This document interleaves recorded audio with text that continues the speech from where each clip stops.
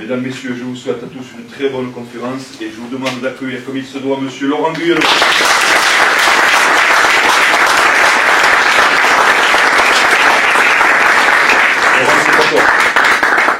Merci beaucoup. Bon, donc le titre de la conférence est un peu curieux, hein, quand même, quelque chose en nous de Kennedy. Bon, c'est une idée qui m'est venue en fait, enfin qu'on m'a suggérée, mais qui finalement j'ai trouvé était bien parce que il y a beaucoup de dimensions dans l'affaire Kennedy et il y a tellement de dimensions quelque part que il y a des dimensions qui peuvent nous toucher profondément. Donc j'espère qu'en sortant d'ici, vous aurez quelque chose en vous de Kennedy.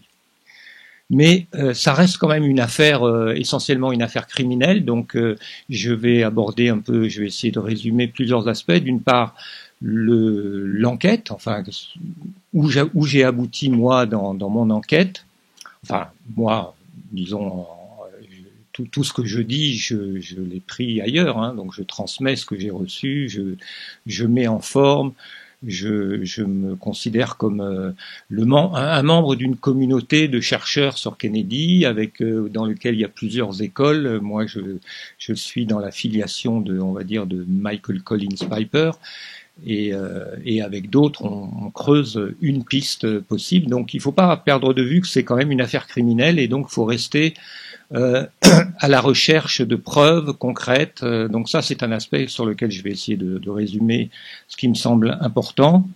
Mais je voudrais aussi partager mon point de vue sur l'importance de cette affaire dans l'histoire avec un grand H. Et j'ai eu le plaisir de discuter récemment avec le général Delaware qui faisait écho à ce que je pense moi aussi, qui est que c'est vraiment l'affaire la plus importante. C'est l'événement, voilà, je reprends ces mots, c'est l'événement géopolitique le plus important depuis la Seconde Guerre mondiale. Et je suis totalement d'accord avec ça, donc je vais essayer de vous montrer pourquoi. Parce que c'est vrai qu'on pourrait se dire, bon, après tout, et en France, on n'a pas tellement, l'affaire Kennedy est loin dans le temps et puis dans l'espace aussi, ça nous concerne moins. Mais si on approfondit un peu cette histoire, je vais essayer de vous montrer que c'est vraiment un basculement très profond et que tout ce qui s'est passé depuis l'assassinat de Kennedy, en fait, est lié à l'assassinat de Kennedy. Au niveau mondial, pas uniquement au niveau des États-Unis, au niveau des États-Unis, bien sûr, en priorité, au niveau d'Israël aussi, je vais vous expliquer pourquoi, et puis au niveau du monde. Donc, je vais un peu passer de cet aspect concret de l'enquête à des choses plus générales. Je vais essayer de travailler de parler de ces deux aspects-là, et puis de vous présenter un peu des choses ce que j'aimerais, c'est que vous transmettre des choses que vous puissiez mémoriser, des choses, pas rentrer trop dans des choses trop compliquées, et en particulier parler de certains personnages, parce que finalement, quand on parle de personnages, de personnalités, là, c'est concret, et on met un visage ou un nom sur des événements, et donc on y voit plus clair.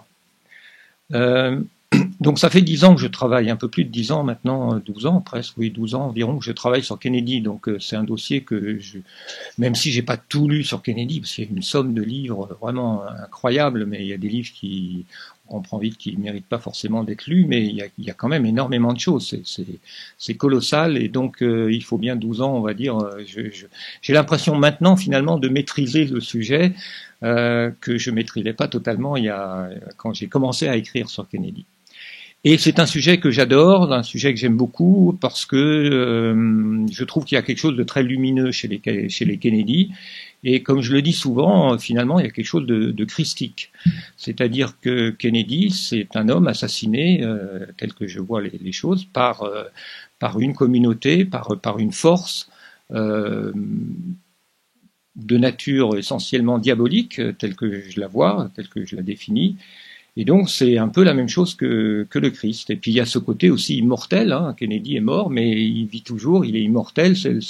La recherche, le souvenir et l'histoire continuent à le faire vivre, aux États-Unis en particulier. C'est très, très étonnant de voir que c'est quelque chose qui ne s'éteint pas. La recherche continue, des nouvelles informations arrivent, non pas tellement par des classifications de documents, parce que ça, il n'y a pas grand-chose de nouveau. De temps en temps, il y a une petite nouveauté, mais enfin, il n'y a pas grand-chose. Mais les historiens continuent de travailler dessus, et l'historien, plus il a de recul, mieux il voit les choses. Donc, 60 ans après, il y a des choses qu'on voit et qu'on ne voyait pas forcément avant. Donc voilà, il y a un côté étonnamment christique dans le sens héroïque, c'est-à-dire un homme qui est mort et qui devient immortel par la nature même de sa mort. Quelque chose qui est assez extraordinaire. Et puis, comme je vais vous le montrer, enfin essayer de partager avec vous, je vois des dimensions très très très larges. Il y a un côté dynastique. Il faut jamais oublier que les Kennedy, c'est pas John Kennedy, c'est les Kennedy, parce que John Kennedy c'est on va dire le cœur d'une dynastie. Et donc pour comprendre Kennedy, d'où il vient, et pour comprendre aussi pourquoi il est mort, il faut comprendre d'où il vient, il faut comprendre son père. Ça, c'est quelque chose que beaucoup de gens qui admirent Kennedy ne veulent pas trop voir, parce que bon, là, ça nous ramène à la Seconde Guerre mondiale. Hein. Donc l'histoire de Kennedy commence à la Seconde Guerre mondiale, elle commence pas en 1960. Ça, c'est très important, c'est quelque chose que j'ai donc un peu exploré dans mon livre et dans mes articles. Et donc il y a ce côté dynastique, puisqu'il y a aussi le fils de John Kennedy qui est mort dans des conditions très troublantes. Donc tout ça donne une dimension qui est sans équivalent dans toute l'histoire. Il y a le fait même aussi de la nature de sa mort qui a été filmé, qui est pratiquement le seul crime de l'histoire qui a été filmé en direct. C'est quelque chose d'absolument unique. Le film de Zapruder est un document qui n'a aucun équivalent dans l'histoire, même si on me dit il y a quand même d'autres assassinats, mais bon, il n'y a rien de comparable au film de Zapruder, vous voyez. Et ça, c'est quelque chose qui donne aussi une dimension iconique, hein, au sens où on a des images qui sont gravées dans l'histoire, dans l'inconscient collectif, et qui ne s'effaceront pas. Dans ces images, d'ailleurs, dans mon dernier article, j'ai mis une image du film de Zapruder, parce que ces images sont très parlantes, très troublantes. On voit en particulier, je ne vais pas m'étendre trop, mais on voit en particulier Jacqueline Kennedy, Jackie, donc la femme de John, qui, quand on y réfléchit, c'est assez troublant. Alors il y a un élément, j'y reviendrai, qui est déjà très troublant dans le film de Zapruder, c'est que Monsieur Abraham Zapruder, qui filmait, qui s'était positionné pour filmer, ne tremble pas. Il y a un moment où les balles sifflent quand on regarde le plan où il était positionné et d'où venaient les balles ont dû siffler près de son oreille droite. Et en plus, donc dans son viseur, il voit la tête de Kennedy exploser et il n'y a pas le moindre tremblement dans sa caméra. Ça, c'est quand même, quelqu'un m'a fait remarquer ça il n'y a pas très très longtemps et j'ai fini par me dire, oui, ça c'est quand même incroyablement, c'est une preuve quand même, je pense, pratiquement valable dans un procès pour prouver qu'il y a une connaissance préalable de la part d'Abraham Zapruder. Donc on parlera un petit peu d'Abraham Zapruder, c'est un personnage finalement qui mérite un peu d'attention. Mais il y a cette image de Jackie, hein, il l'appelait aux États-Unis, c'est Jacqueline Kennedy. Vous savez qu'elle est Jacqueline Bouvier, d'origine française, hein, elle parlait très bien français.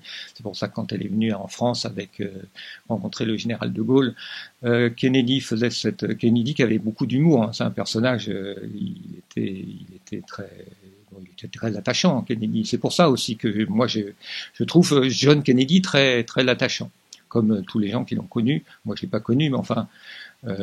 D'une certaine manière, j'ai l'impression de le connaître un petit peu maintenant. Et il disait, voilà, je suis l'homme qui accompagne Jacqueline Kennedy, parce que De Gaulle parlait pratiquement que à Jacqueline et il était sous le charme de Jacqueline. Bon, bref, dans ce film de Zapruder, on voit Jacqueline qui se penche à partir du moment où John Kennedy a été touché par une première balle, qui venait, alors ça se discute de devant ou de derrière. Moi, je pense qu'elle venait de devant. Je pense que toutes les balles qui ont touché Kennedy, il y en a deux, venaient de devant, mais en tout cas, elle se penche vers lui. Et lorsque ensuite la balle mortelle fait exploser la tête de Kennedy, elle se précipite vers l'arrière. Alors la théorie officielle qui a été véhiculée, puisque évidemment la théorie officielle dit que les balles venaient de derrière, c'est que Jackie Kennedy ou Jacqueline Kennedy se précipite pour échapper aux balles, pour sortir de la voiture, ce qui est ridicule puisque si elle voulait échapper aux balles, elle se serait plaquée au sol. Non, elle essaye de rattraper la portion de crâne et de cervelle de Kennedy qu'elle a vu éjecter. Je trouve ce geste incroyablement touchant parce que, contrairement à ce qu'on dit, on a sali la mémoire de Kennedy avec des histoires d'adultère à n'en plus finir, mais en réalité, Jacqueline Kennedy aimait son mari très profondément et la manière dont elle s'est penchée vers lui au lieu de se protéger, de s'écarter quand elle a vu qu'on lui tirait dessus, et ensuite la manière dont elle a instinctivement essayé de rattraper la portion de crâne de Kennedy, je trouve ça très émouvant. Et ça, c'est juste un petit détail que j'avais envie de dire. Alors, quand on travaille sur Kennedy, au bout d'un moment, alors c'est très intéressant, c'est très formateur, et c'est finalement l'affaire, on va dire, l'affaire dans la sphère des complots, hein, qui est la plus formatrice, la plus caractéristique. C'est vraiment le cas d'école. D'abord parce que c'est la théorie du complot, on va dire, la plus populaire, la plus connue. Peut-être en compétition avec Apollo, mais Apollo c'est après. On va dire que Kennedy, c'est vraiment là que le terme théorie du complot, d'ailleurs, hein, conspiracy theory, a été fabriqué par la CIA pour essayer de faire un contre-feu contre toutes les théories alternatives. Mais aussi, quand on travaille dessus, on s'aperçoit, on apprend à reconnaître qu'il y a énormément de fausses pistes. Il y a énormément d'intox, de désinformation qui sont injectées même dans la recherche, on va dire, hein, complotiste. Et donc c'est très formateur parce qu'on tombe dans des tas de panneaux, puis après on finit par comprendre que non, c'est des fausses pistes, et petit à petit on arrive à comprendre ce qui se passe dans ce domaine-là.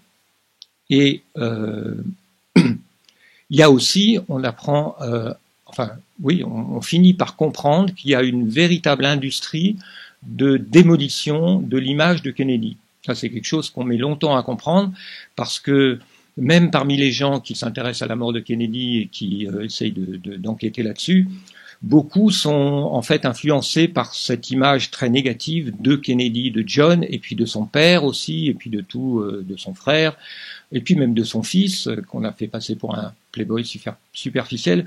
Et donc, il faut beaucoup de temps pour creuser, pour s'apercevoir que tout ça, en réalité, c'est vraiment, en très grande partie, ça fait partie de la désinformation. Alors, le meilleur exemple, je vais vous donner cet exemple parce qu'il est assez explicatif, c'est ce fameux Seymour Hersh.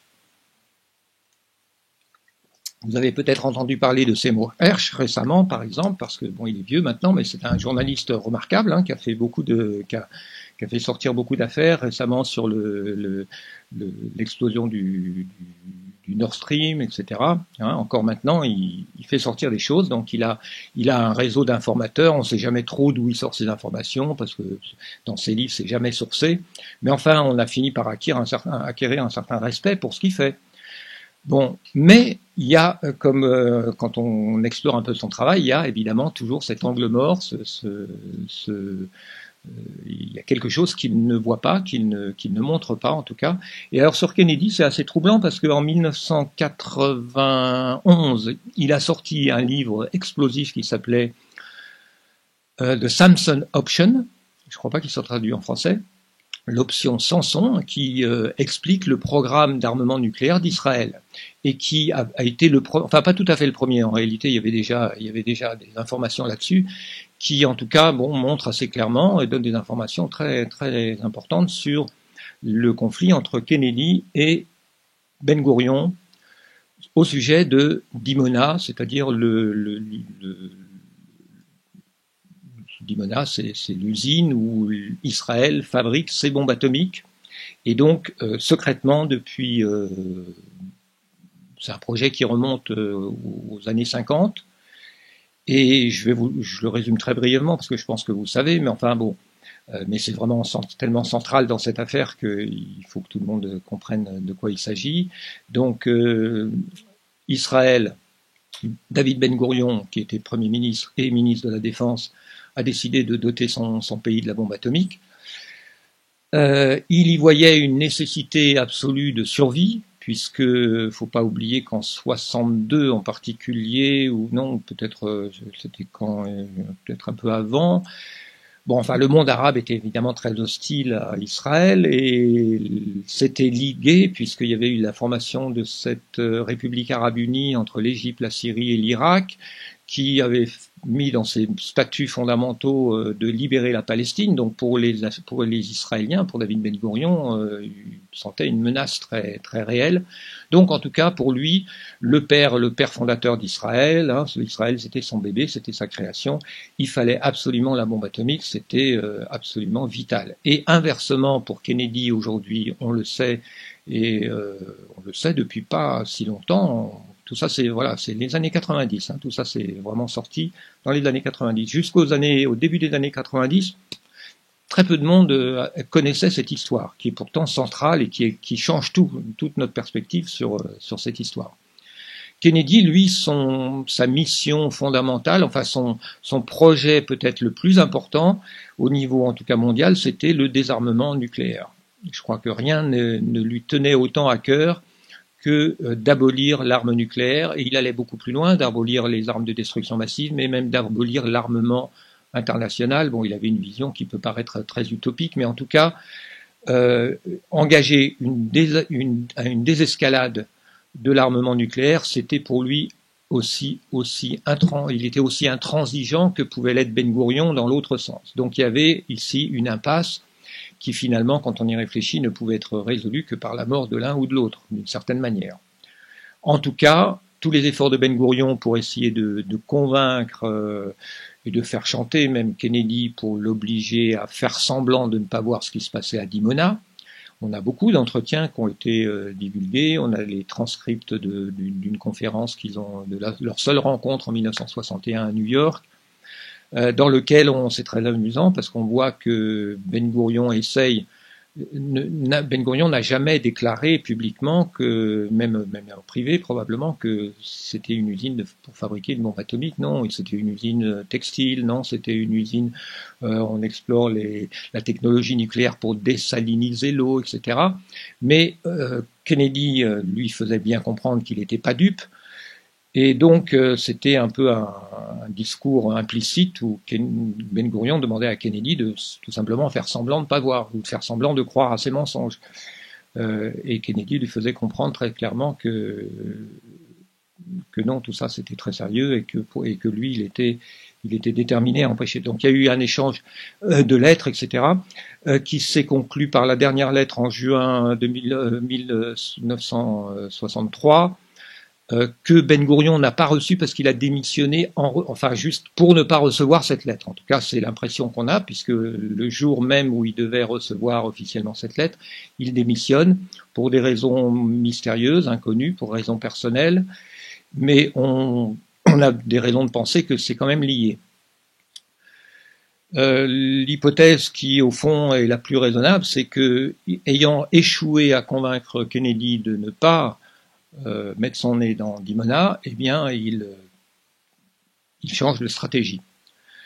Alors, soit il rentre un peu dans l'état profond pour s'occuper de ce problème à un autre niveau, soit peut-être c'est plutôt il veut sortir de l'histoire parce qu'il sait qu'il va y avoir du sang et on ne sait pas trop comment ça. Et lui, il tenait à son histoire dans l'histoire, son image dans l'histoire, pardon.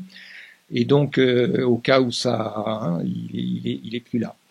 Il laisse les rênes à d'autres personnes. En fait, je pense que quand on creuse un peu, quand on étudie la structure de l'État d'Israël, on voit qu'il y a plusieurs écoles, il y a plusieurs traditions dans le leadership israélien.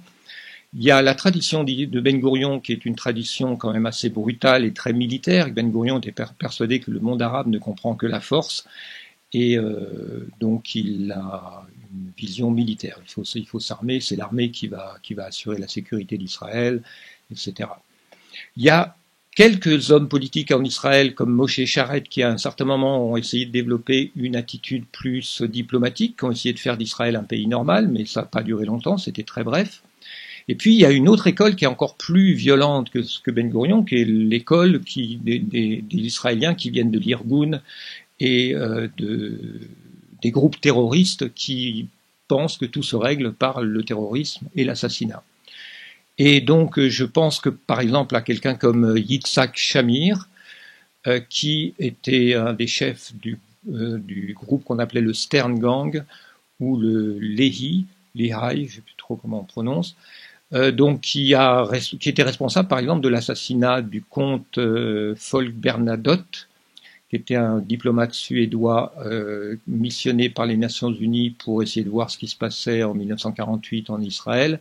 Il était sur le point de faire un rapport très négatif sur l'attitude des Israéliens par rapport aux Palestiniens, et il a été assassiné.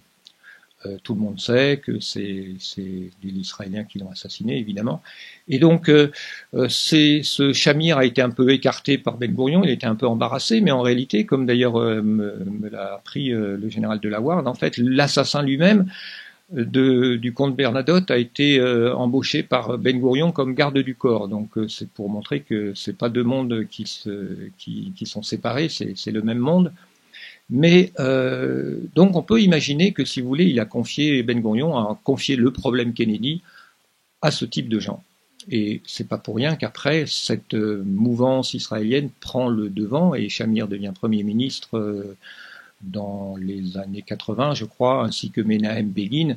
Et là, on rentre dans une nouvelle phase d'Israël qui est non plus la direction sous Ben Gurion et son parti le Mapai, mais le Likoud, qui est issu de ce sionisme beaucoup plus violent, beaucoup plus dur, beaucoup plus biblique aussi, beaucoup plus biblique, bien que Ben Gurion était très biblique lui aussi. Bon, je pense qu'il ne faut pas que je m'étende trop sur cette affaire, mais c'est important. Alors, je reviens à Seymour Hersh, donc, qui a fait beaucoup pour sortir cette affaire. Eh bien, quelques années plus tard, il sort un livre qui s'appelle The Dark Side of Camelot. Je crois qu'il est traduit en français. Donc, c'est un livre où il ramasse tous les ragots anti-Kennedy et il démolit Kennedy, sa vie privée, sa vie conjugale, évidemment. Il démolit tout, la politique de Kennedy. C'est un très mauvais bouquin, très peu sourcé, vraiment un ramassis de ragots. Alors, on se demande pourquoi Hersh, qui a vraiment fait sortir cette bombe sur cette affaire de Dimona, après se croit obligé de écrire un livre pour démolir Kennedy, dans lequel d'ailleurs il valide la thèse officielle. Lee Harvey Oswald a tué Kennedy et c'est tout. Ce qui est quand même invraisemblable pour quelqu'un comme Hersh. Donc ça illustre bien, si vous voulez, que... Alors moi je pense, on peut imaginer que quand Hersh a sorti ce livre sur Dimona, après on lui a dit « Oulala, t'as fait quelque chose là, ça va nous mener, ça va nous causer des problèmes. Il faudrait que tu fasses quelque chose pour un peu remettre le couvercle sur la... » Donc il a sorti ce livre pour valider la thèse officielle et puis contribuer à démolir l'image de Kennedy. Démolir l'image de Kennedy, il y a des centaines, peut-être des milliers de livres anti-Kennedy, on va dire, qui salissent Kennedy. Vous connaissez l'histoire avec Marilyn Monroe. On a taillé, et ça prend beaucoup de temps d'essayer de voir, au fond, de lire ces livres et de voir les sources, où sont les notes, d'où ça vient, qui a dit ça, pour s'apercevoir qu'au fond, il n'y a rien. Enfin, il n'y a rien. Kennedy, a eu des affaires extra-conjugales, on ne va pas non plus le blanchir de ça totalement, mais je veux dire, c'est sans commune mesure avec toute cette légende noire qu'on a fabriquée. Donc ça, je peux pas vous le démontrer là, mais je vous le dis, c'est quelque chose que j'ai conclu, sur laquelle je suis une conclusion à laquelle je suis arrivé. Je parlais aussi de fausses pistes. On apprend à réaliser qu'il y a tout un tas de pistes farfelues qui sont là pour occuper l'espace et puis pour créer de la confusion, c'est-à-dire pour amener les gens à la conclusion qu'au fond on saura jamais, parce que finalement c'est peut-être un peu tout le monde, c'est peut-être un peu la mafia, c'est peut-être un peu la CIA, c'est peut-être un peu le FBI, peut-être un peu les barons du pétrole, le Texas, LBJ. Donc quand on rentre dans cette affaire, on finit par avoir cette espèce d'impression que ouais, bah, tout le monde détestait Kennedy, tout le monde a tué Kennedy, ce qui revient à peu près à dire que personne, on n'en sait rien, quoi. Hein. C'est l'impression qui est, à mon avis, volontairement créée par cette industrie qui est colossale, hein, quand on fait le bilan du nombre de gens qui sont investis dans cette.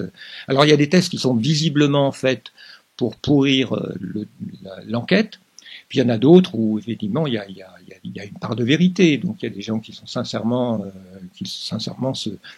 s'orientent vers une piste, et puis ou même vers les pistes les plus fréquentées, qui sont des boulevards, comme la piste de la CIA évidemment en particulier, dont je parlerai. Dont je peux d'ailleurs dire tout de suite un mot avec une anecdote qui est arrivée, qui est toute récente. Tous les ans, il y a des conférences sur Kennedy. Donc là, pour le 60e anniversaire aux États-Unis, hein, c'est quand même quelque chose qui est vivant aux États-Unis, la recherche sur Kennedy. Donc là, il y avait une conférence pour les 60 ans à Pittsburgh. À Pittsburgh, il y a un gars qui s'appelle Cyril Wecht, qui est un forensic pathologist, c'est-à-dire je crois que c'est un médecin légiste, essentiellement spécialiste des autopsies, quoi, criminelles. Et depuis de nombreuses années, depuis, je sais pas, 30, 40 ans, peut-être plus même, c'est une personnalité de cette recherche qui raconte toujours la même chose, c'est-à-dire qu'il explique pourquoi la fameuse balle unique, qui est la base sur laquelle s'est fondée la conclusion du rapport Warren pour conclure qu'il n'y a qu'un seul tireur. Pour prouver qu'il n'y avait qu'un seul tireur, je vous le rappelle, il faut que Lee Harvey Oswald, qui dans le laps de temps très court de 5 secondes, on va dire, qu'on peut mesurer sur les films, entre la première balle et la dernière balle, avec le fusil qu'il avait, il ne pouvait pas tirer plus de 3 balles. Et déjà 3 balles, c'était déjà beaucoup, on n'a jamais réussi à le refaire. Mais bon, donc toutes les blessures qu'ont eu Kennedy et Connolly devant, John Connolly qui était devant, il fallait que ça tienne en 3 balles. Étant donné qu'il y a une balle qui a été retrouvée dans le macadam, une balle qui a percé la gorge de Kennedy, le cou, et puis l'autre, voilà. Donc il fallait que cette balle qui a traversé la gorge de Kennedy soit aussi la même balle qui ait causé les 5 ou 6 blessures de Connolly. Il a été blessé au genou, au bras, bon, bref. Et cette balle, en plus, on l'a retrouvée pratiquement intacte. Bon. Donc, on l'appelle la balle magique parce que, évidemment, cette théorie n'a est totalement ridicule. Alors, Cyril Wecht fait partie de ces gens qui a démontré que cette théorie est ridicule.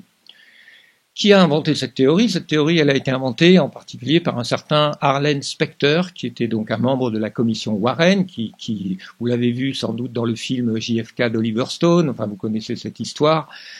Donc c'est Arlen Specter qui était un peu toujours sur le devant de la scène pour prouver que cette balle, oui, avait fait toutes ces blessures. Et c'est vraiment la clé. C'est là-dessus que se base la conclusion de la commission Warren. Donc c'est vraiment un truc essentiel. Or, je découvre que Cyril Wecht est un ami proche de Arlen Specter. Comment c'est possible?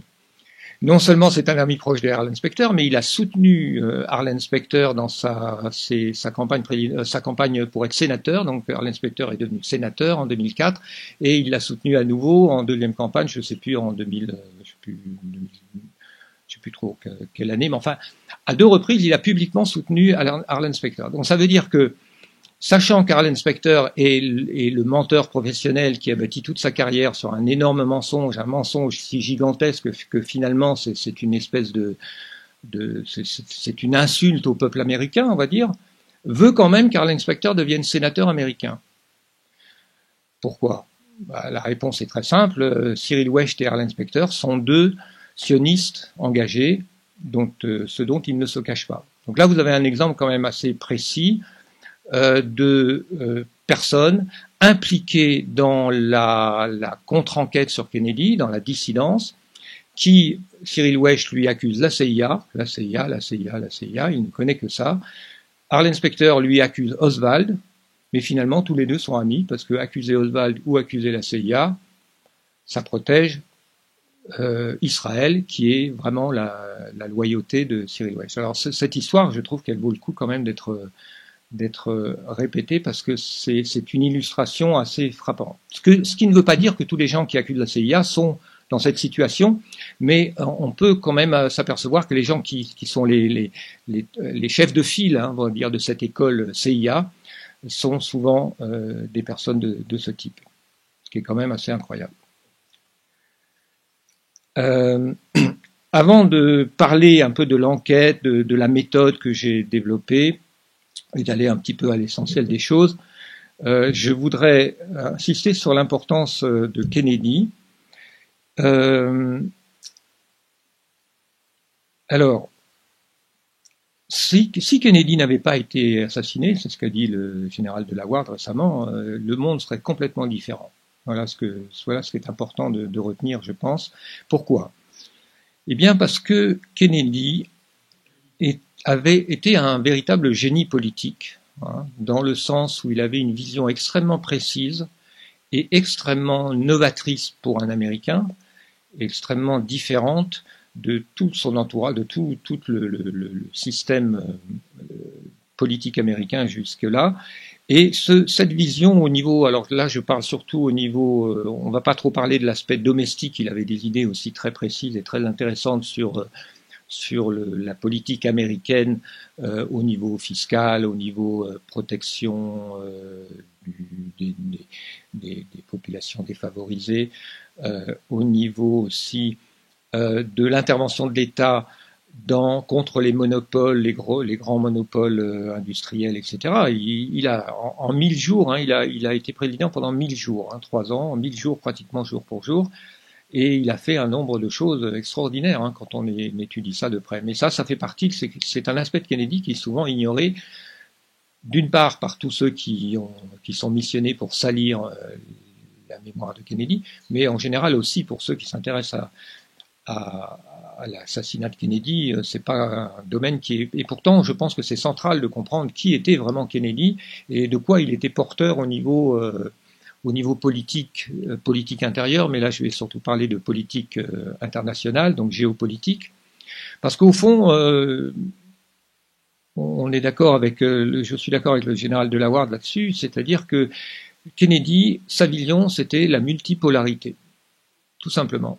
Ce terme multipolarité qu'on entend aujourd'hui assez souvent, en réalité, je pense qu'il existait, je pense pas qu'on l'utilisait à l'époque, mais c'est vraiment ça que Kennedy avait essayé de développer. Je vais vous donner quelques exemples. Et c'est pas en 1960 qu'il a commencé à développer cette vision, puisque dès 1950, en 57 ou 53, non, en 57, il avait déjà fait ce fameux discours, il était sénateur, ce fameux discours en faveur de l'indépendance de l'Algérie, qui avait un peu fâché De Gaulle, mais en fait De Gaulle était d'accord avec lui sur le fond. Faut pas oublier que De Gaulle, globalement, était quand même arrivé à la conclusion qu'il n'y avait pas d'autre solution de toute manière, mais Kennedy était déjà bien en avance là-dessus. Et il avait pris beaucoup de risques pour faire un discours en faveur de l'indépendance de l'Algérie, à une époque où Israël était très hostile aussi à l'indépendance de l'Algérie, pour des raisons qu'on peut facilement deviner, hostile à tous les mouvements d'indépendance arabes. Voilà, ça c'est un exemple. On peut parler du Vietnam. Dès 1951, Kennedy avait beaucoup voyagé avant d'être président. Son père lui avait payé, enfin il avait beaucoup voyagé pour explorer le monde, pour comprendre un peu, et puis à travers les contacts qu'il pouvait avoir, il essayait de comprendre comment fonctionne le monde. Il était allé au Vietnam en 1951, et dès cette période-là, on a les preuves dans ses journaux, dans ses lettres. Il avait bien compris qu'il fallait surtout pas aller au Vietnam, et que le Vietnam...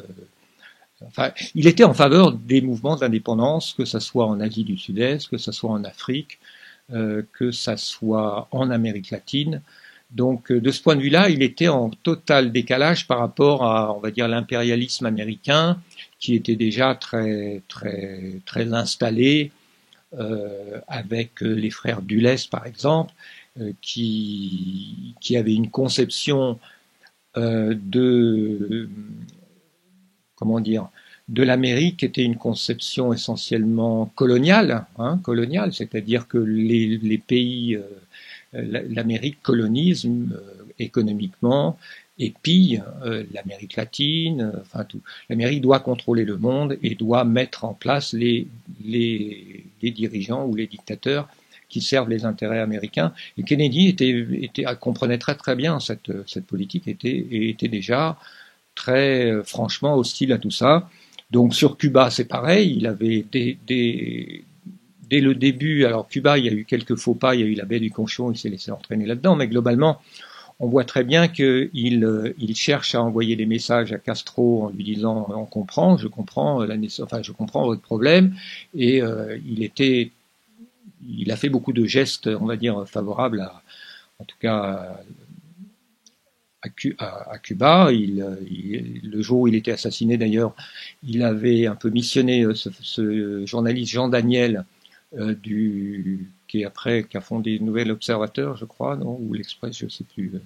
Nouvel Observateur, c'est ça.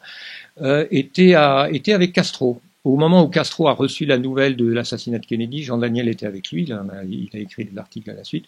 Et avant d'aller à Cuba, Jean Daniel, Kennedy lui a dit, viens me voir, j'ai un message à faire passer à Castro. Et le message qu'il voulait faire passer à Castro, c'est ça. C'était un message extrêmement sympathique et favorable en disant, je comprends. On va essayer de travailler pour laisser votre pays se développer. Je vais essayer de vous aider. Mais derrière moi, il y a des gens qui vous aiment pas, etc. Bon, essayer d'expliquer un peu il essayait de naviguer, de faire avancer sa vision des choses, mais qu'il devait aussi faire des compromis, etc.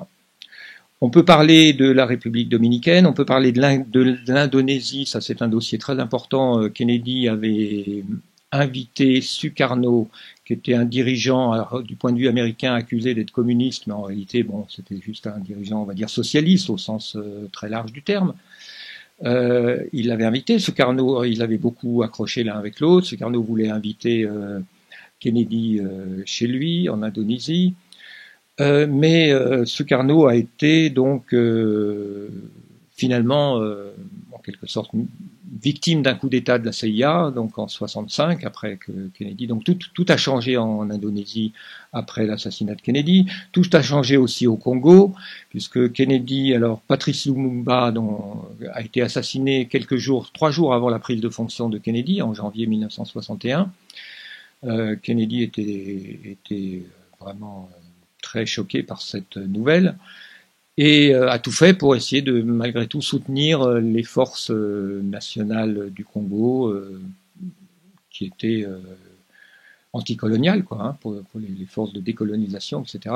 Mais ça aussi, ça lui a échappé après sa mort et finalement la CIA a mis en place un dictateur, Mobutu, je crois, qui a fait couler beaucoup de sang et qui a été voilà, donc il y a eu donc si Kennedy avait vécu, si vous voulez, le Congo n'aurait pas sombré dans cette dictature, l'Indonésie n'aurait pas sombré dans cette dictature non plus, Cuba, les choses auraient évolué d'une manière beaucoup plus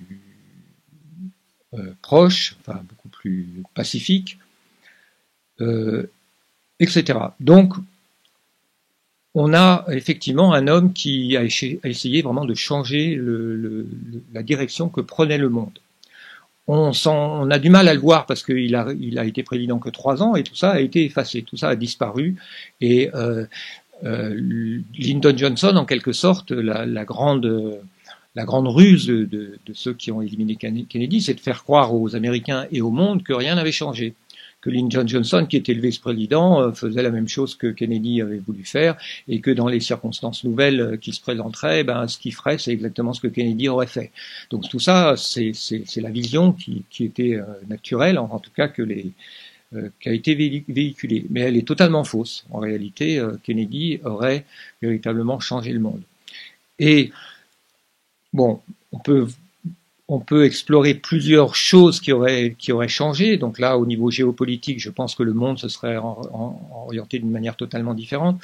Le général de la Ward a aussi fait remarquer qu'au fond, sous Lyndon Johnson, évidemment, il y a eu cette amitié entre les États-Unis et Israël qui a pris une tournure nouvelle, puisque Kennedy, lui, essayait de trouver, comme De Gaulle, hein, ils étaient sur la même longueur d'onde par rapport à ça, essayait de trouver un équilibre, donc de mener une politique quand même amicale vis-à-vis du monde arabe. Kennedy était adoré en Algérie, j'ai parlé de l'Algérie, mais en Égypte aussi, hein, quand il est mort. Je crois qu'encore maintenant, il y a plein de rues Kennedy, de places Kennedy dans le monde arabe. Et je pense que dans le monde arabe, les gens éduqués connaissent bien cette histoire.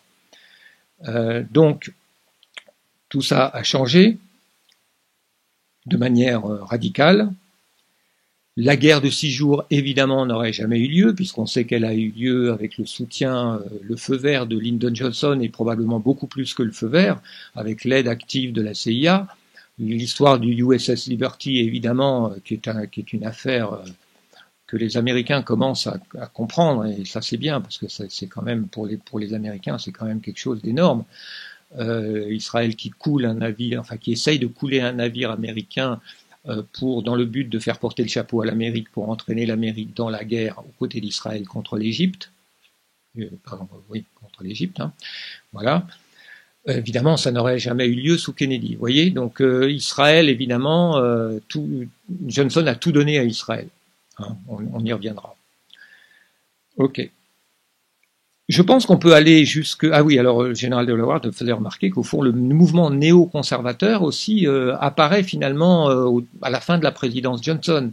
C'est-à-dire que Johnson a fait rentrer beaucoup de sionistes dans tout l'appareil d'État, et c'est vraiment le début de cette infiltration intense d'Israël dans l'administration américaine. On pourrait donner des noms, j'en donnerai peut-être un ou deux. Je pense que même il y a un aspect qui me paraît important, c'est cette religion de l'Holocauste qui est devenue une sorte de quoi? Une sorte de...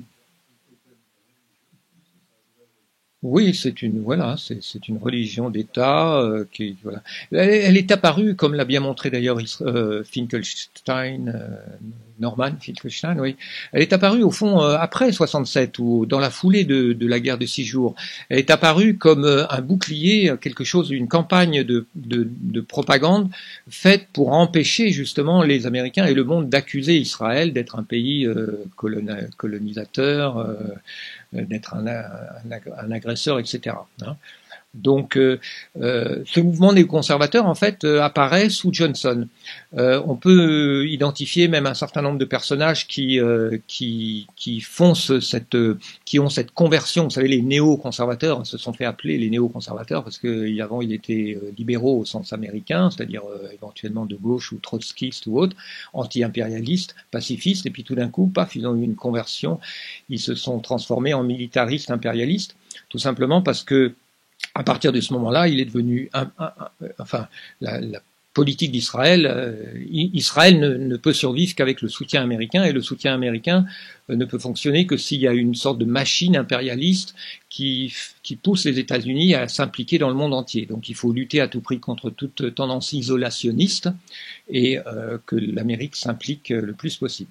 Et d'une certaine manière, si on regarde bien les choses, on s'aperçoit que ceux qui ont poussé les États-Unis vers la guerre du Vietnam sont souvent des sionistes.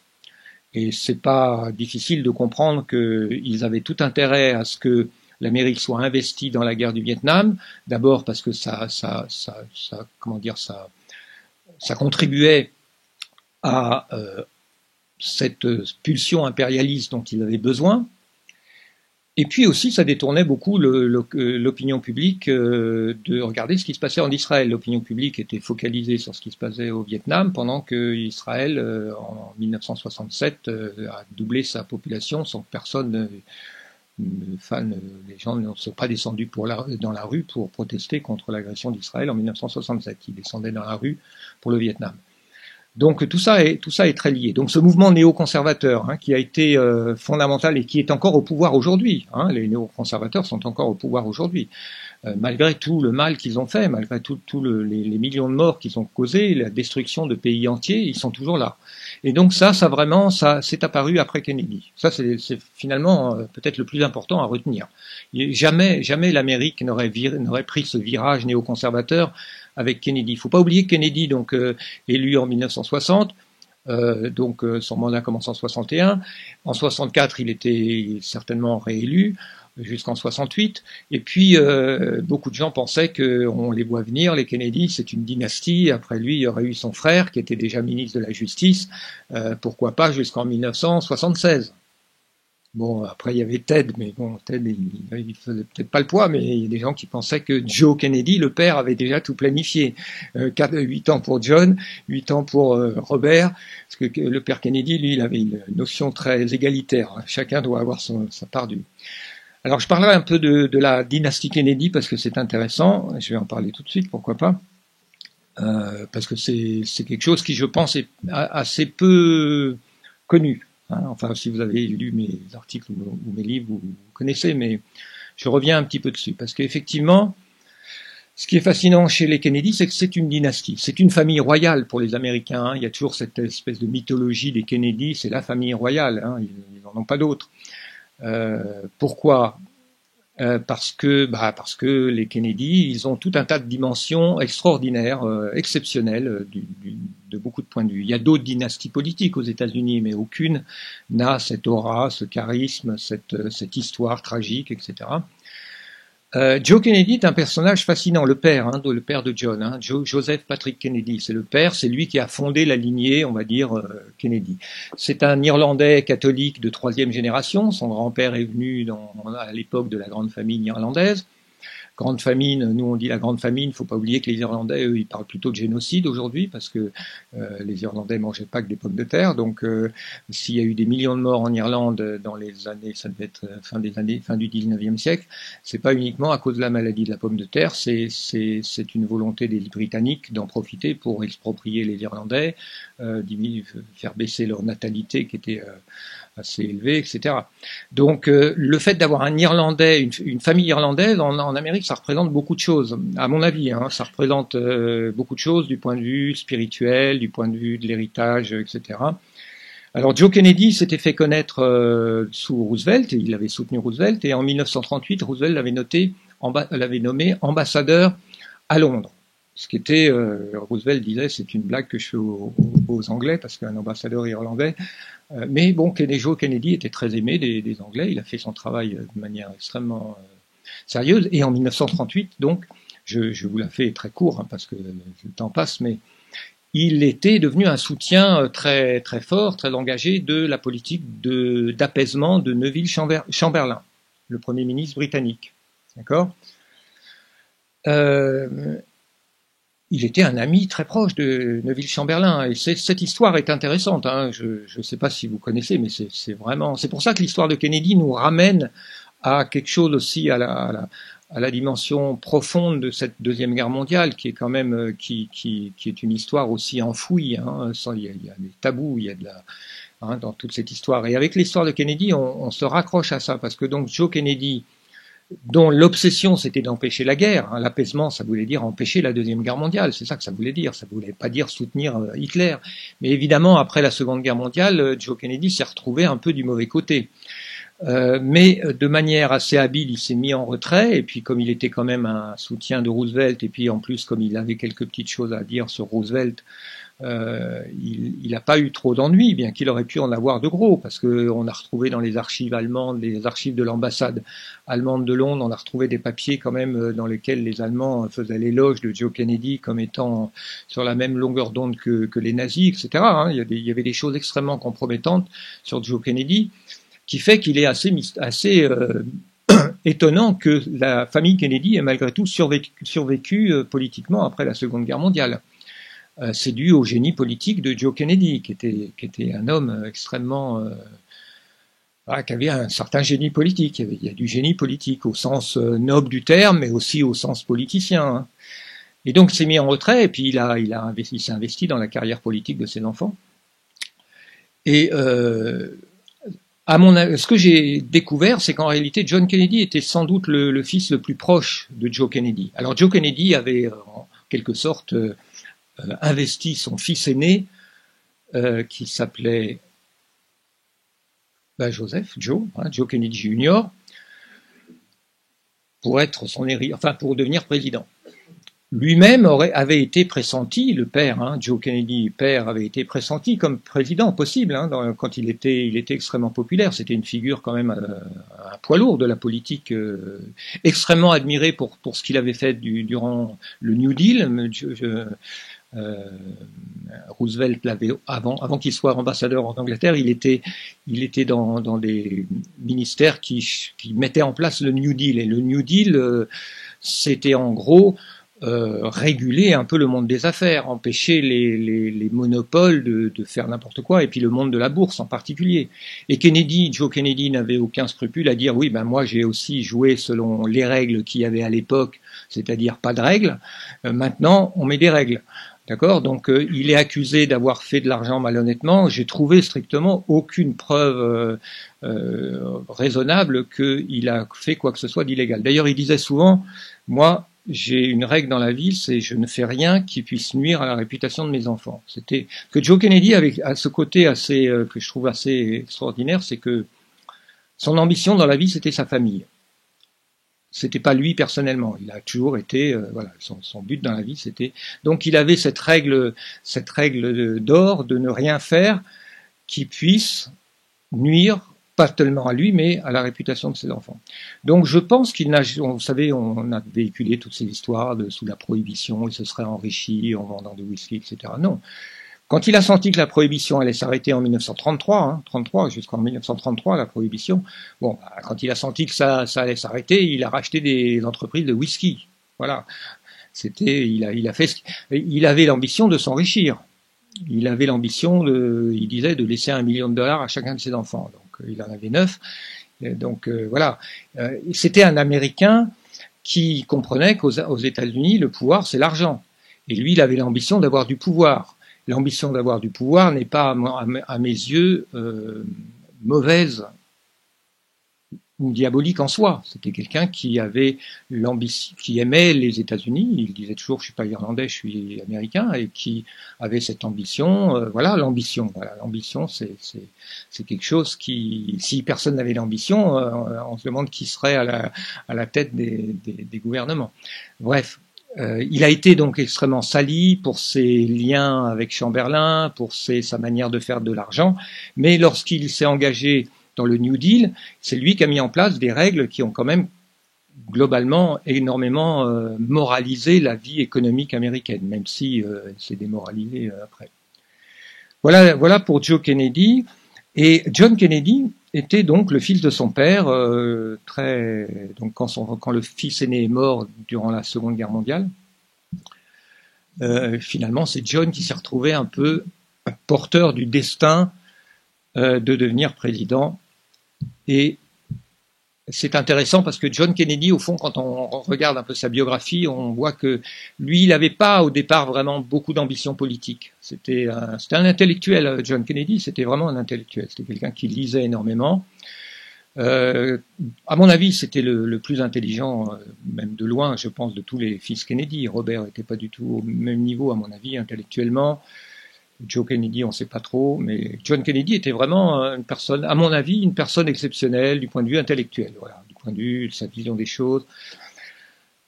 Et c'est intéressant de penser que c'est quelqu'un qui n'était pas au départ, qui n'avait pas cette vision de devenir président des États-Unis, mais bon, sa loyauté, il est devenu président pour faire plaisir à son père, en quelque sorte, par loyauté pour son père.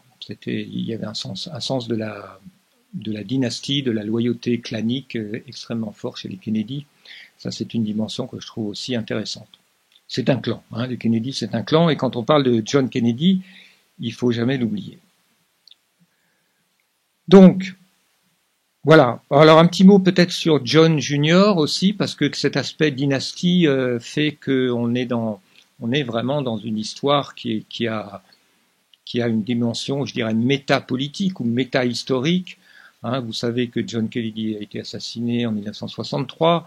Son frère Robert, au moment où il allait accéder de manière quasi certaine à la Maison Blanche en 1968, a été assassiné. Rien que ça, c'est sans équivalent dans toute l'histoire. Et on a tout fait pour essayer de séparer ces deux assassinats. Hein. Vous avez très peu de... Je pense que vraiment j'ai été un des premiers à essayer d'insister sur le fait qu'il faut connecter ces deux histoires, quoi. C'est la moindre des choses.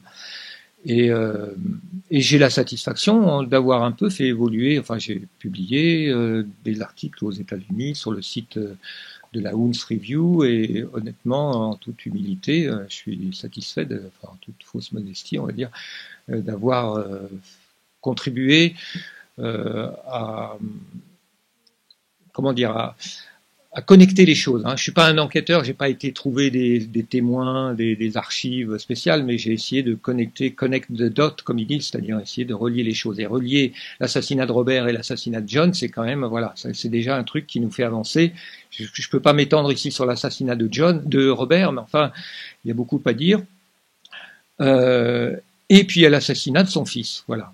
Donc tout ça fait que cette histoire, l'assassinat, oui, de son fils, à mon avis, bien qu'il n'y ait pas de preuve absolue que ce soit un assassinat, il y a quand même de très fortes présomptions qu'il a été assassiné donc en 1999, au moment où il allait rentrer en politique. Hein.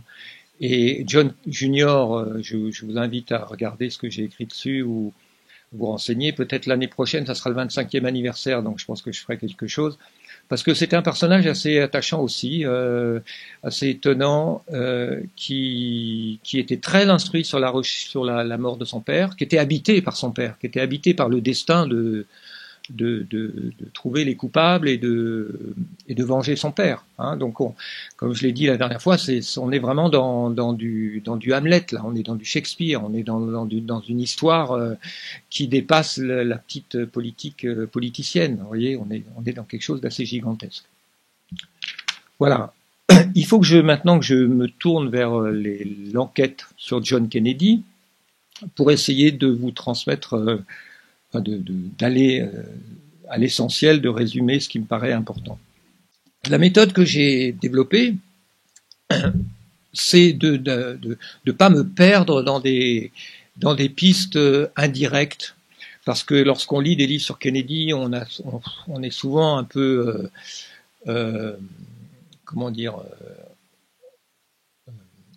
on a tellement d'informations sur tellement de personnes qui sont liées de manière indirecte parce qu'ils connaissent telle personne, ils sont impliqués. Donc on arrive, vous savez, à ce genre d'image avec une centaine de noms reliés par des traits dans tous les sens. Je trouve que ça n'aide pas beaucoup. Donc je pense qu'il y a suffisamment d'éléments extrêmement probants pour se limiter à quelques éléments et quelques personnages centraux. C'est ce que je vais essayer de faire. Avant ça, oui, alors quand on enquête sur Kennedy, je pense qu'il faut distinguer deux choses. Il y a le crime, donc qu'est-ce qui s'est passé pour faire assassiner Kennedy, il fallait que Kennedy aille à Dallas, c'est là que le guet-apens a été organisé, donc on doit essayer de comprendre pourquoi il y est allé, qui l'a amené là, qui l'a invité, en l'occurrence le Dallas Citizens Council, donc qui sont ces gens. Je ne peux pas rentrer dans les détails, mais c'est le genre de choses qu'il faut analyser. Pourquoi, qui l'a invité, qui a organisé le parcours, puisque ce parcours est absolument scandaleux, on a obligé la limousine de Kennedy à faire un angle de 100 degrés ou 110 degrés. La limousine ralentissait d'une manière extrêmement inhabituelle. Donc là, on doit se poser des questions sur ce qu'on appelle le Secret Service, c'est-à-dire le service de sécurité du président, qui visiblement visiblement il y a des complicités, puisque ce qu'on ne voit pas sur le film de Zapruder, parce qu'il a été retouché, mais ce que disent tous les témoins, c'est qu'à un moment la limousine s'est pratiquement arrêtée, c'est-à-dire au moment où on entend les premiers coups de feu et où Kennedy est touché au cou, le conducteur s'arrête, pratiquement. Il tourne la tête. Et au moment, quand il voit que la tête de Kennedy explose, là, il redémarre. Donc, il y a tout ça à explorer, hein, le Secret Service, le Texas. Donc, le Texas, c'est Johnson, c'est Lyndon Johnson, c'est aussi John Connolly, c'est les barons du pétrole. Le Texas, il faut quand même ne pas trop passer trop vite sur cette piste, parce que certains livres ont dit c'est le Texas qui a tué Kennedy. Il faut savoir que le Texas, c'est quand même un pays un peu spécial, en tout cas qu'il se considère comme spécial, hein, un petit peu comme Israël. C'est-à-dire les règles ne s'appliquent pas à eux.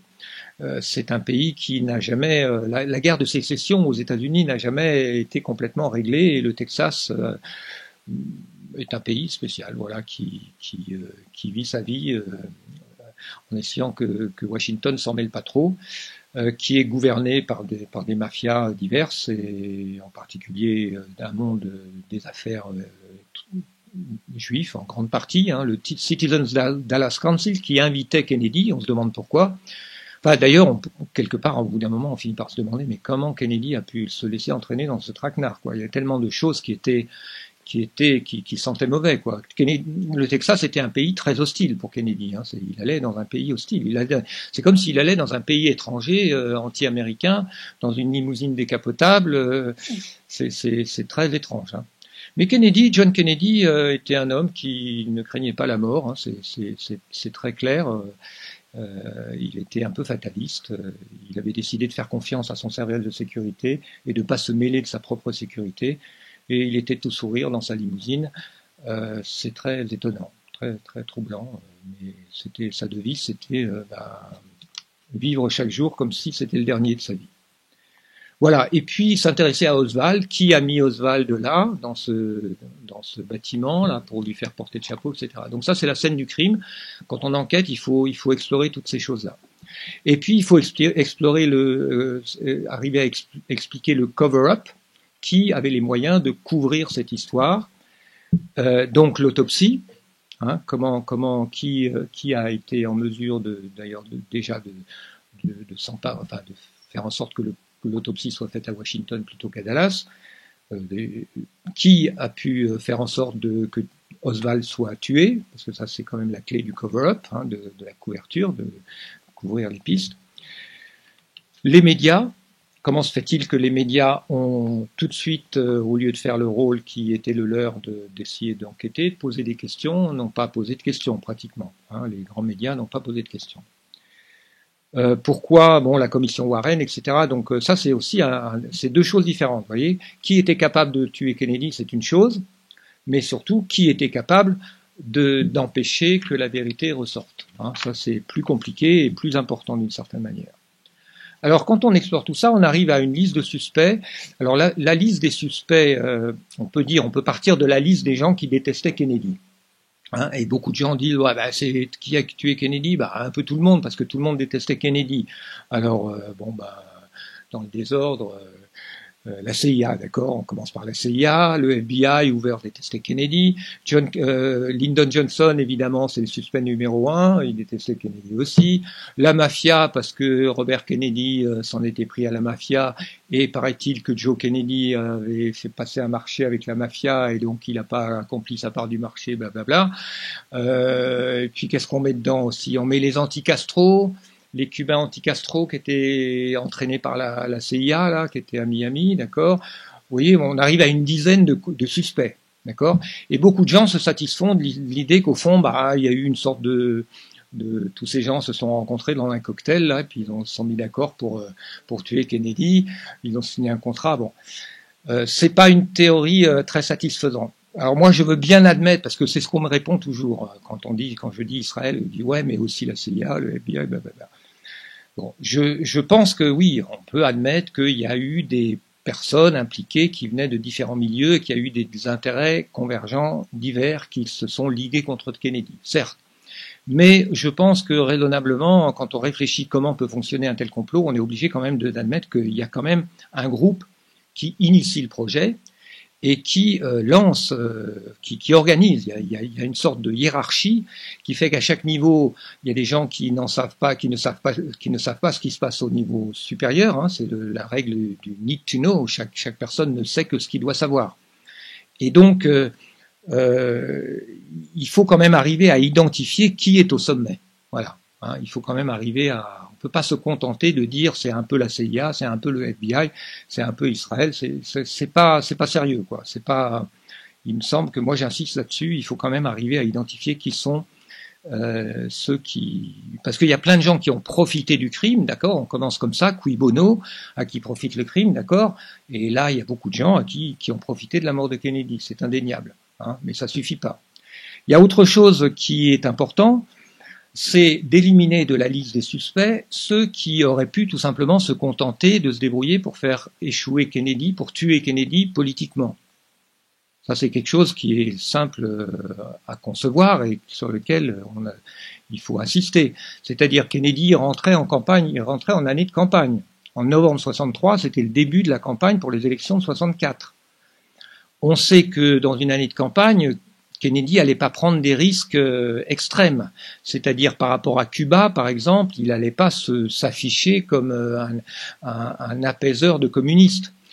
On sait d'ailleurs par ses propres propos et des témoignages de son équipe qu'il savait que dans cette année, il fallait qu'il soit extrêmement prudent parce qu'il savait que tous ses ennemis l'accuseraient de pactiser avec Castro, de pactiser de rien vouloir régler au Vietnam, etc. Donc sur le Vietnam, par exemple, on dit que Kennedy a été assassiné parce qu'il voulait se retirer du Vietnam. Ben oui, mais il suffisait de le faire échouer en 1964. Et ceux qui accusent la CIA en même temps, souvent on dit que la CIA contrôle les médias. Bah, si la CIA contrôle les médias, c'était pas bien compliqué pour la CIA de s'assurer que Kennedy ne serait pas réélu en 64. Et on sait que Kennedy n'allait rien faire pendant cette année qui serait, on va dire, indéfaisable. Il n'allait rien faire de définitif.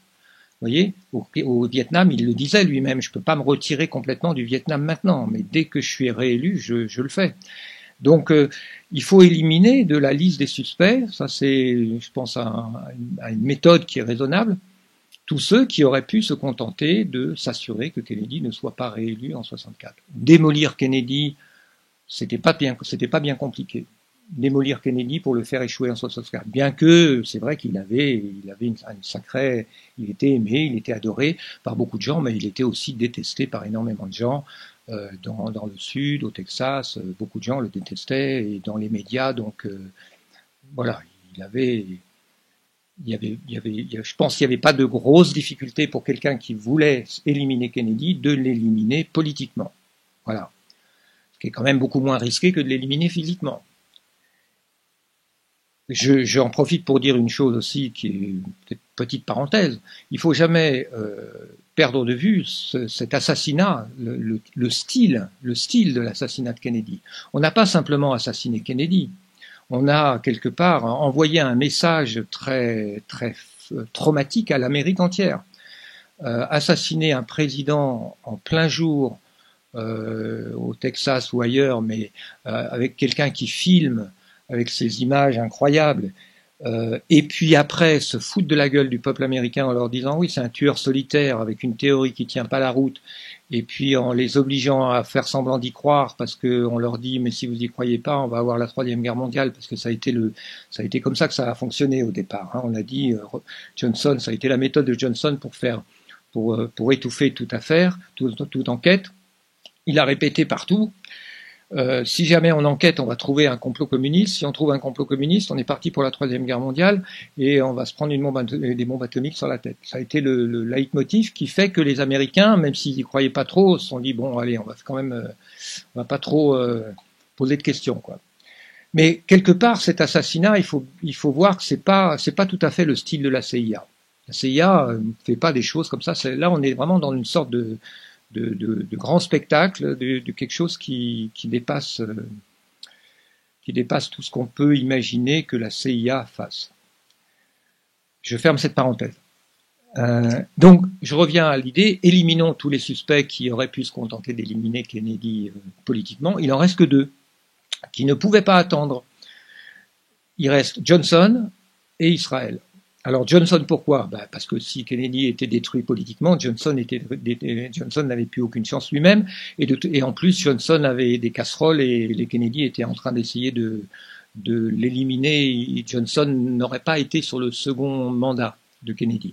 Il était en train d'essayer de le détruire là, pour trouver une raison valable, un prétexte pour se débarrasser de lui. Johnson, son ambition dans la vie, c'était d'être président.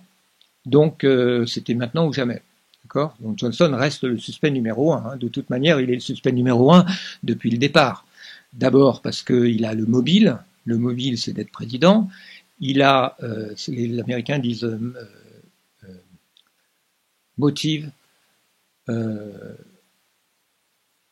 and opportunity. Hein, c'est-à-dire le mobile, les moyens et l'occasion. d'accord?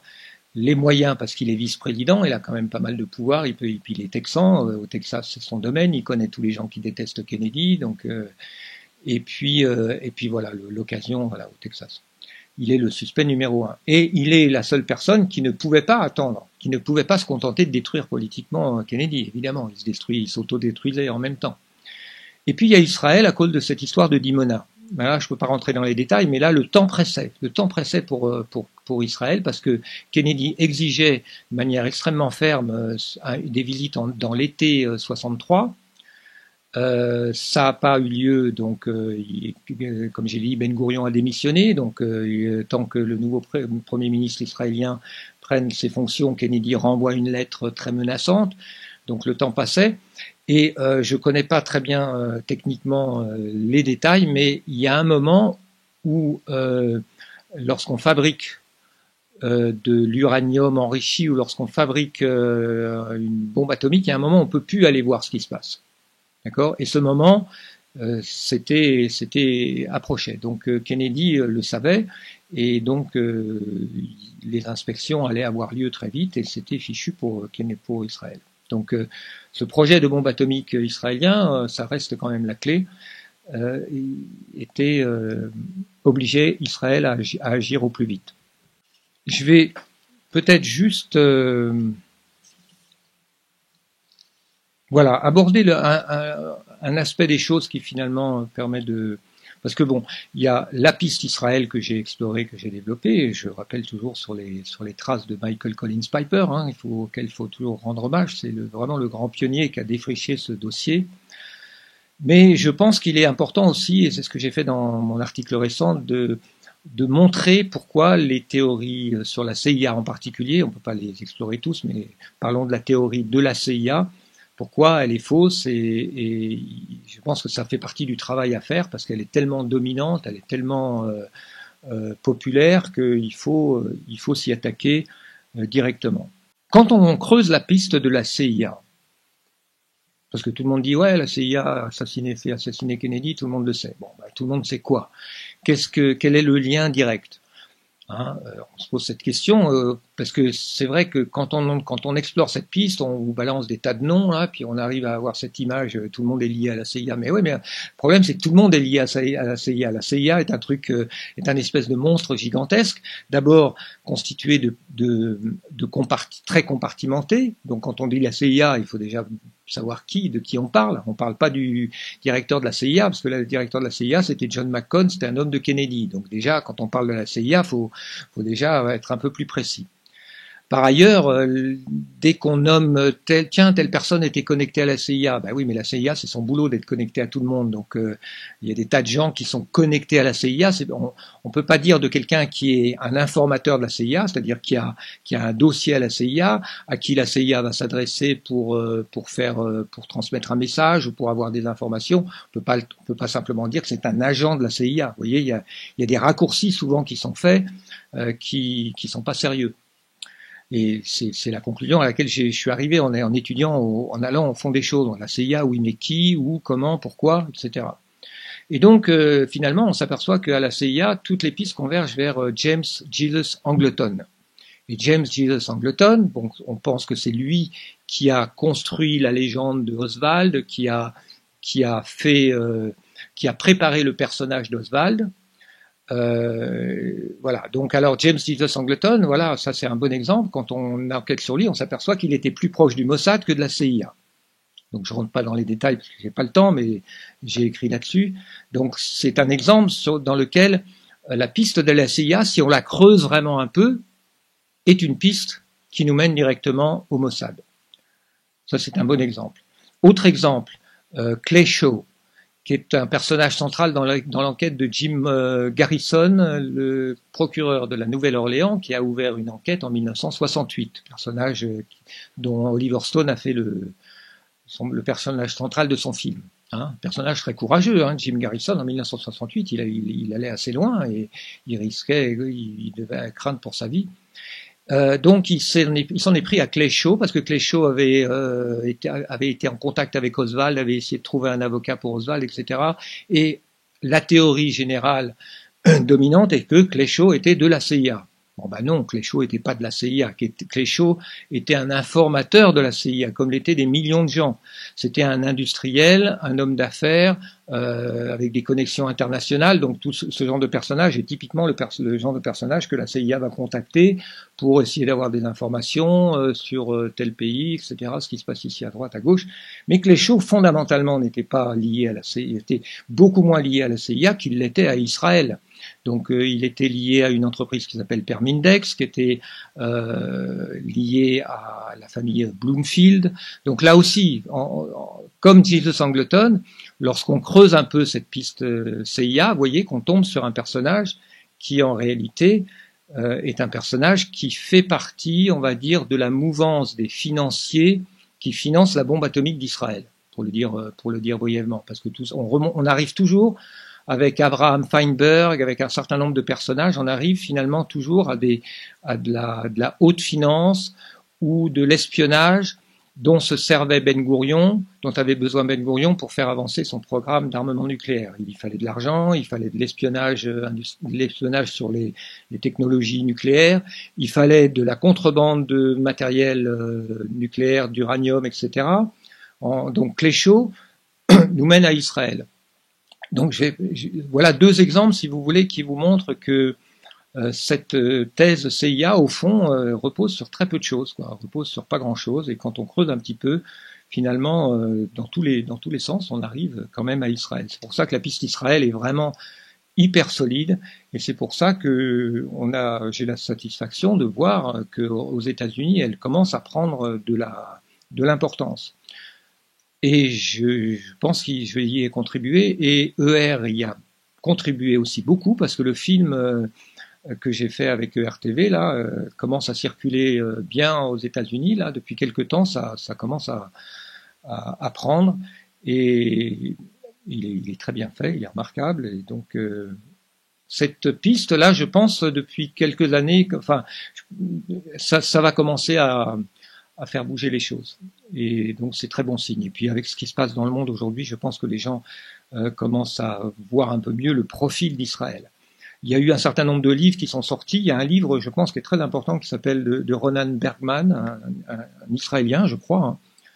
Je crois qu'il est israélien, enfin en tout cas il a écrit un livre traduit en français sous le titre Lève-toi et tue le premier, sur les assassinats, la politique d'assassinat d'Israël depuis les années 40. D'accord ? Donc il documente cette politique, les assassinats orchestrés, commandités par Ben Gourion, par Israël, qui sont dans la plupart des cas liés à la politique nucléaire d'Israël. La politique nucléaire d'Israël repose sur deux choses: la bombe atomique pour Israël et pas de bombe atomique pour personne d'autre au Moyen-Orient. D'accord ? Donc quiconque s'attaque à ces deux principes, quiconque travaille à donner l'arme nucléaire à l'Égypte, à l'Iran ou à quiconque d'autre, doit être éliminé. Et donc, il y a eu des centaines de scientifiques, de politiciens qui travaillaient soit pour l'Égypte, soit pour l'Iran, qui ont été tout simplement assassinés. Quand on comprend ça, ça paraît assez logique que Kennedy soit sur la liste des gens qui travaillaient contre la politique nucléaire israélienne. Et déjà, c'est quand même, ça nous donne le profil. Hein, le meurtrier, le profil du meurtrier, c'est important dans une enquête criminelle. Et le profil d'Israël en termes d'assassins commence à être assez visible. D'ailleurs, je terminerai là-dessus, je suis convaincu que prochainement, quand je regarde la presse israélienne, je vois que les Israéliens sont beaucoup plus décomplexés par rapport à tout ça. Ils ont une certaine fierté. D'ailleurs, Ronan Bergman me dit pourquoi il a réussi à avoir toutes ces informations. Il dit dans son introduction, c'est simple, les Israéliens sont assez fiers de ce qu'ils font pour leur pays, y compris quand il s'agit d'assassiner, sous faux drapeau ou pas, des gens qui sont hostiles à leur pays. Et cette fierté des Israéliens qui fait que pour eux, tout est bon et tout est justifié pour leur pays, voilà, qu'il n'y a aucune règle, aucune inhibition morale, aucune limite. Hein. Et beaucoup d'ailleurs vont justifier ça par la Bible. Hein. Yitzhak Shamir, par exemple, dont j'ai parlé, qui était un assassin professionnel, qui a peut-être qui a orchestré peut-être l'assassinat de Kennedy, il le disait, nous on n'a pas de règle, on a la Bible. Donc tout est bon. Et donc, je pense que, je m'attends à ce qu'un jour, la presse israélienne nous dise, oui, alors on a assassiné Kennedy, et alors on en est fier, il était hostile à notre pays, il voulait empêcher notre pays d'avoir la bombe atomique, etc. Quoi. C'est quelque chose qui viendra probablement de là-bas. Et on verra si j'ai raison, mais je crois qu'il est temps que je m'arrête, et je vous remercie de votre attention. Voilà, c'est terminé.